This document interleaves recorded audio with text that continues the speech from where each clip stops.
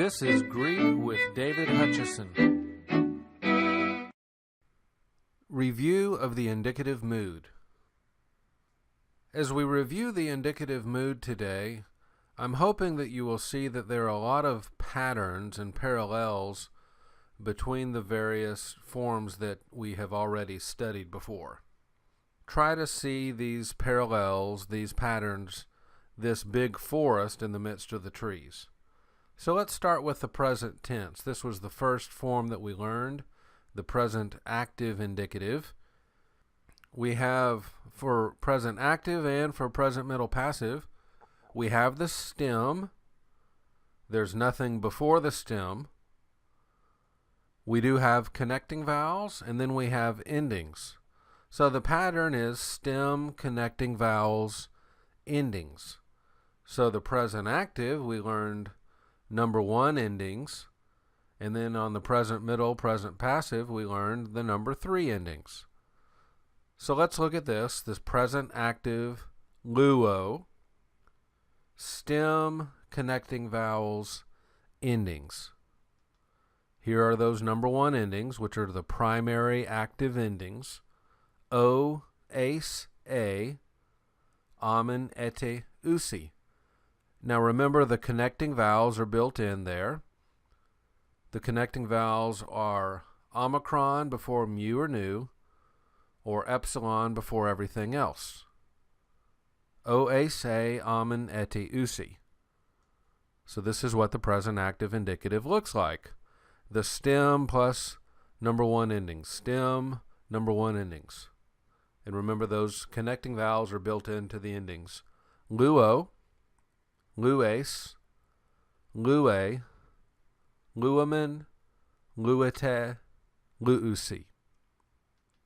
I loose, you loose, he, she, or it looses, we loose, you loose, they loose. Remember, you can also translate the present tense as action in progress, and that would be I am loosing. I loose is kind of a general statement. I am loosing is action in progress. So that was stem plus number 1 endings with the connecting vowels built in. Now let's look at the present, middle, and passive. This is stem plus connecting vowels plus endings. Same pattern, just different endings. These are the number 3 endings.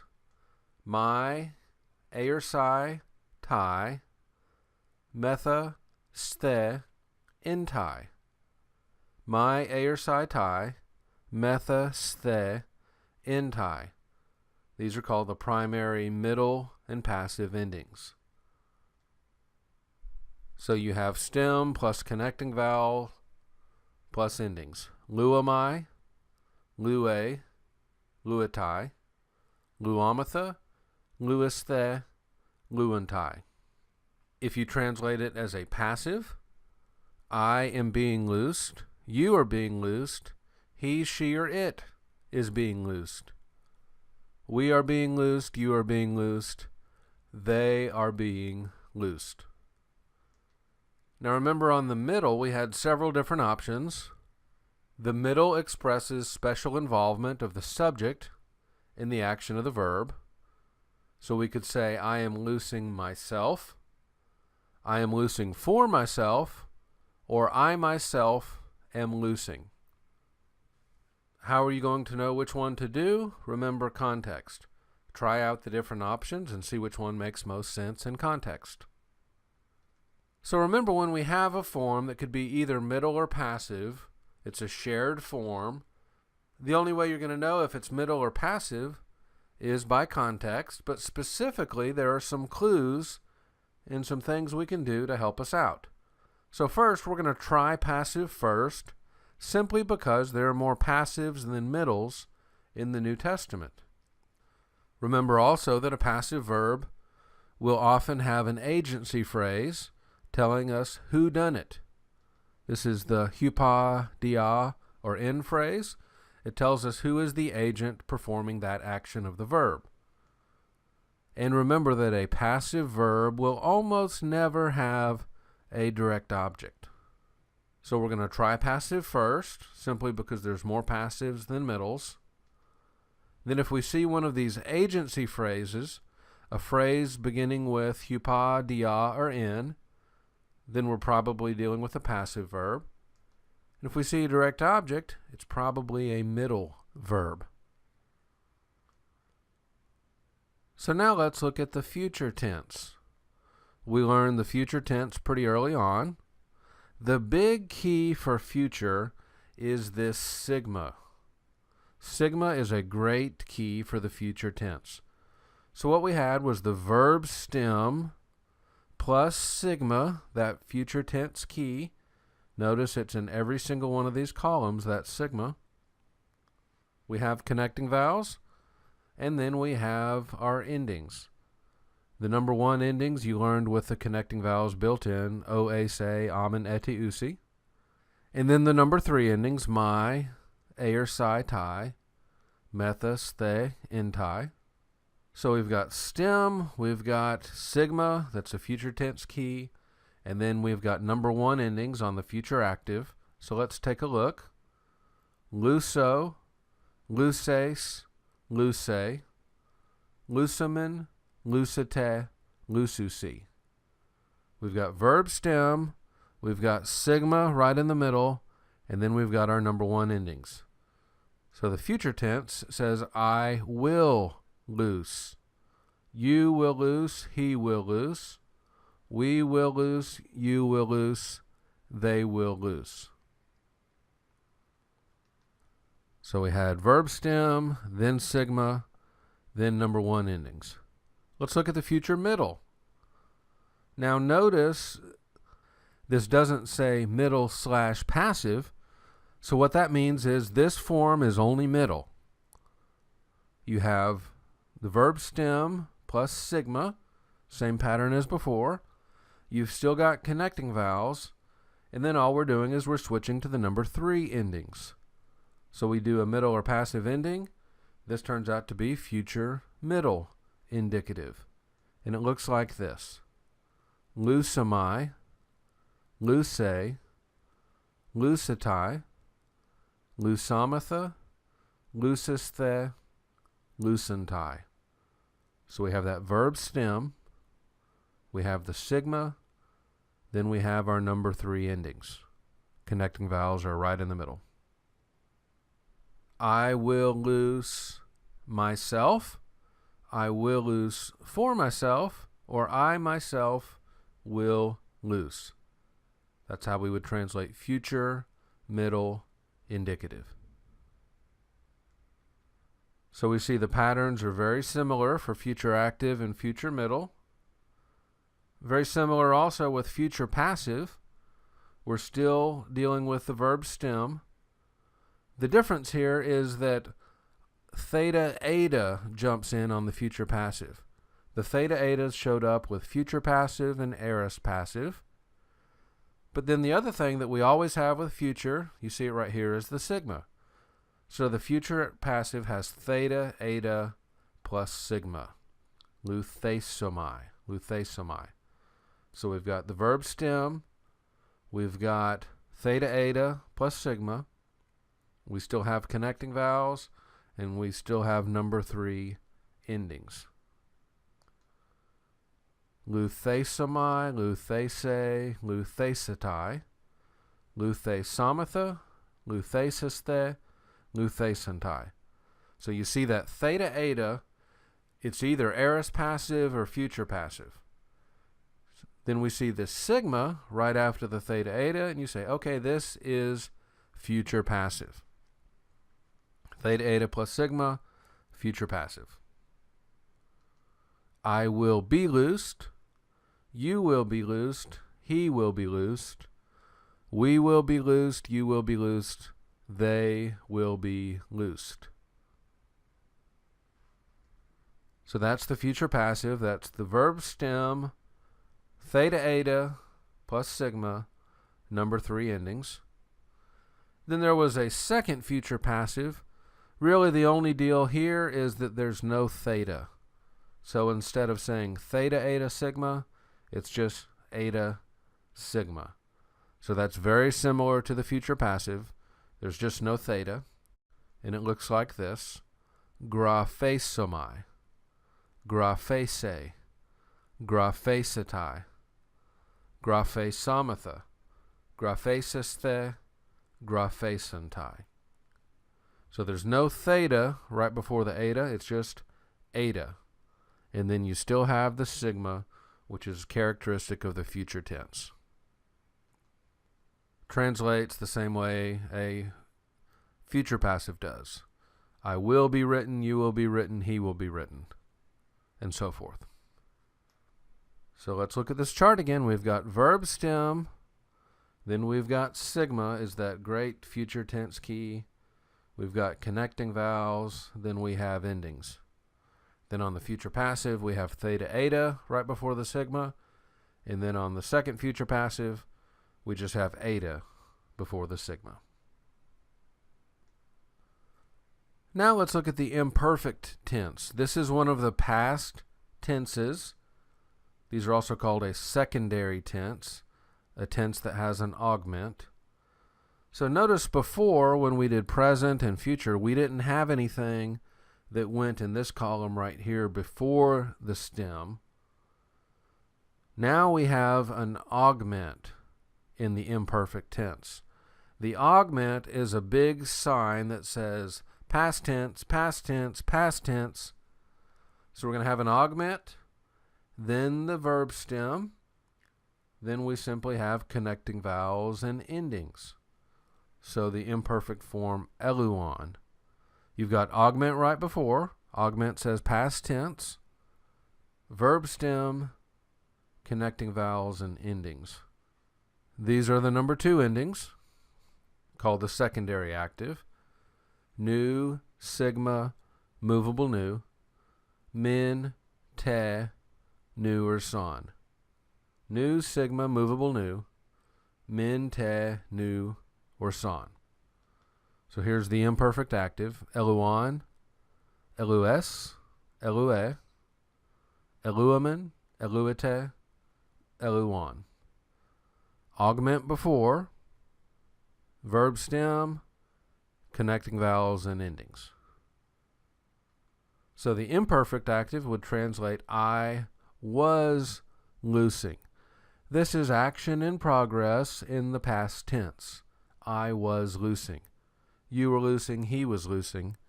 We, you, they were loosing. Action in progress, past tense. Now let's look at the imperfect middle or passive. So this says middle / passive. That means it's a shared form. This one form could be either middle or it could be passive. But look at the patterns. The patterns are the same as the imperfect active. We have an augment, then the verb stem, then we have connecting vowels and endings. So really the only thing that's different between these two forms is we switch number 2 endings for number 4 endings. Now remember the number 4 endings: main, sa, ta, metha, ste, inta. Main, sa, ta, metha, ste, inta. And it looks like this: eluamen, eluu, eluita, eluamatha, eluisthe, eluanta. So we have augment in front, verb stem, connecting vowels, number 4 endings: main, sa, ta, methasthe, inta. And just as you've seen many times before, that second singular form often switches up a little bit. But just look at the patterns: augment, verb stem, connecting vowels, number 4 endings.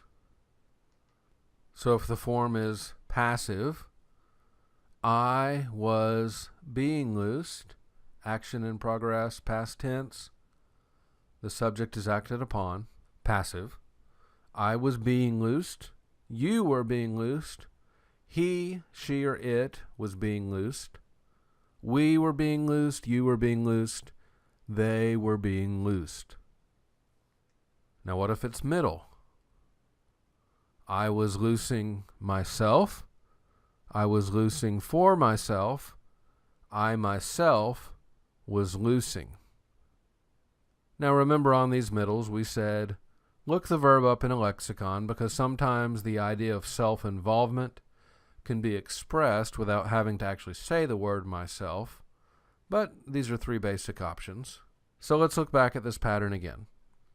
We have an augment before, then we have verb stem.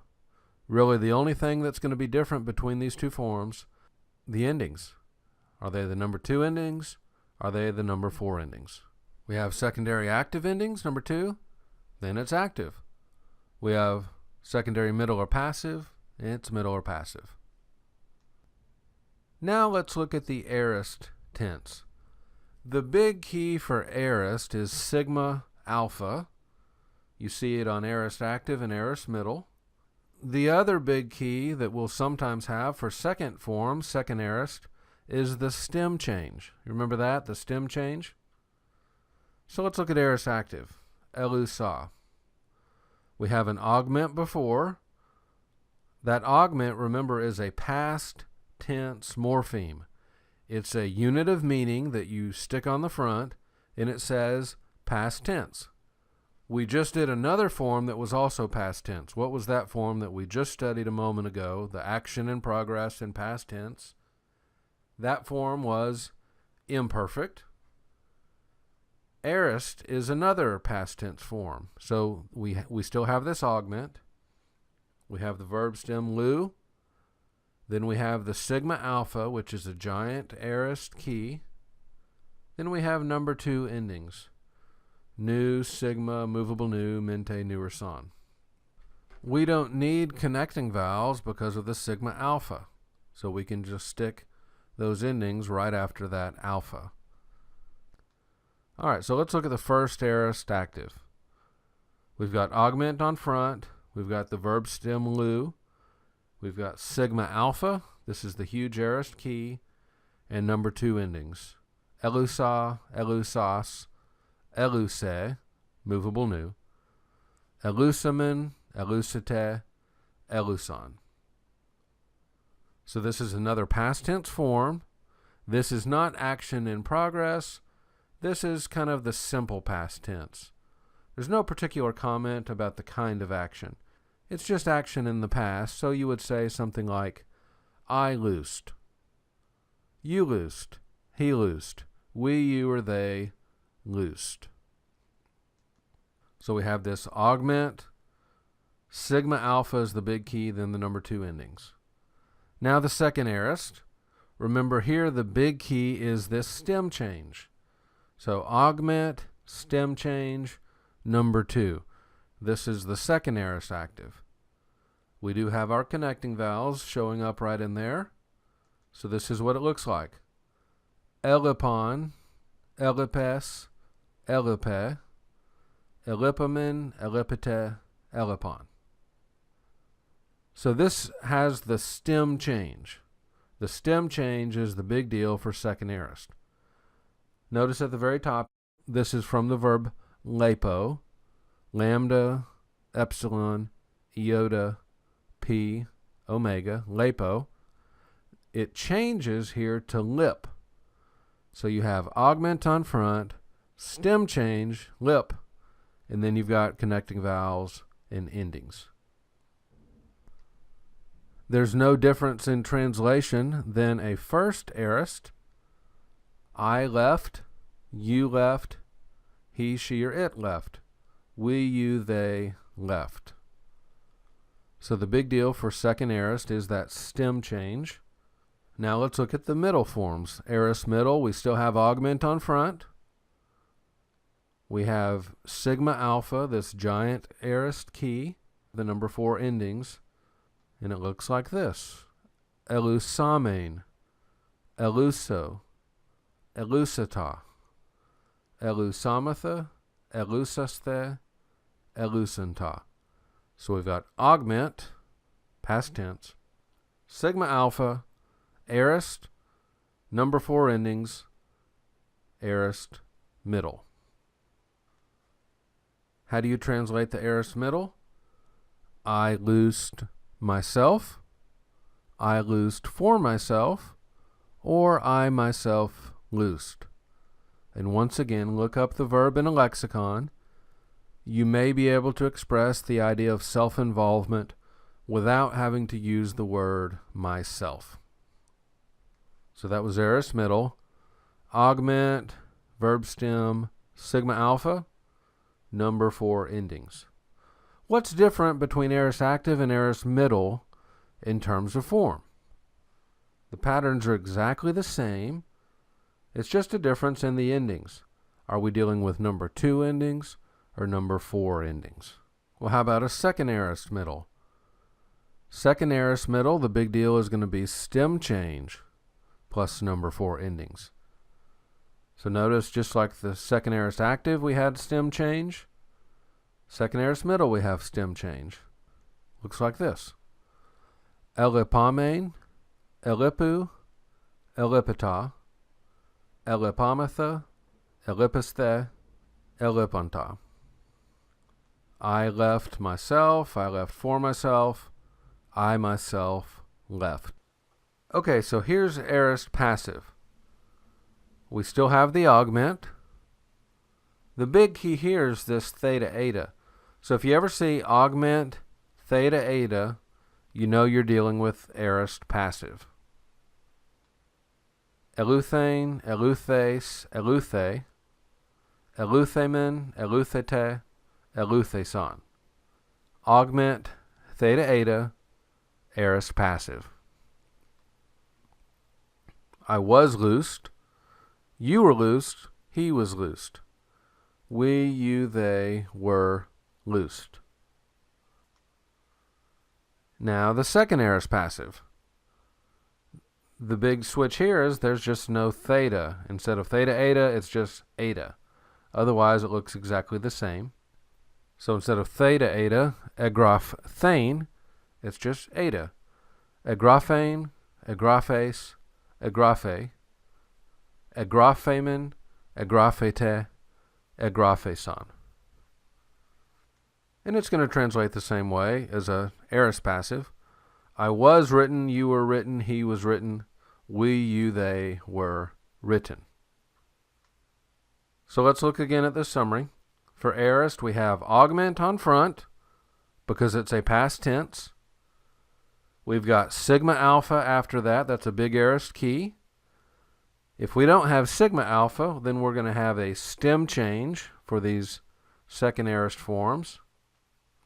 Then on the passive forms, we have theta eta, or second aorist passive, simply eta. Now let's take a look at the perfect tense.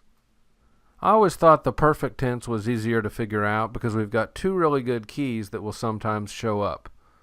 We've got reduplication and kappa alpha. Reduplication, kappa alpha. These are great keys for perfect tense. So let's look at the perfect active. We've got both keys here. We've got reduplication, le, then we've got kappa alpha after the verb stem, and then we're going to use the number 2 endings modified just a little bit. So this is what the perfect active form looks like. Leluka, lelukas, leluke, lelukamen, lelukate, lelukasi. So we've got reduplication at front, kappa alpha after the verb stem, reduplication, kappa alpha, perfect.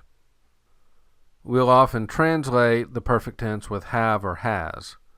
So I have loosed, you have loosed, he, she, or it has loosed, we, you, they have loosed. Remember, the perfect tense often talks about an action that happened in the past whose results continue into the present. If an author chooses to use a perfect tense, it's really quite important. So perfect active, we had reduplication, kappa alpha. There's a second perfect.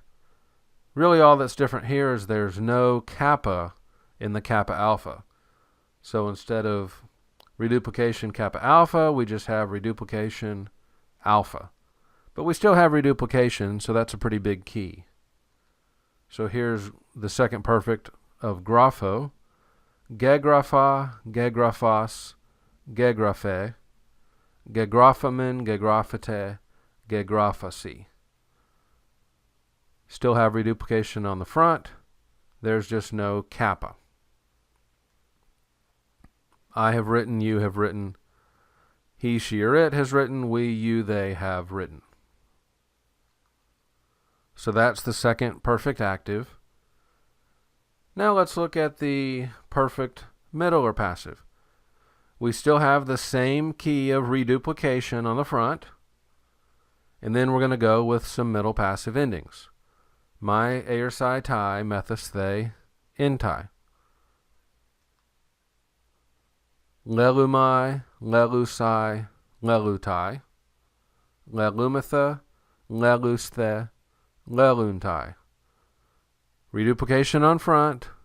Then we've got these number 3 endings, the primary, middle, or passive endings. So notice this says perfect middle / passive.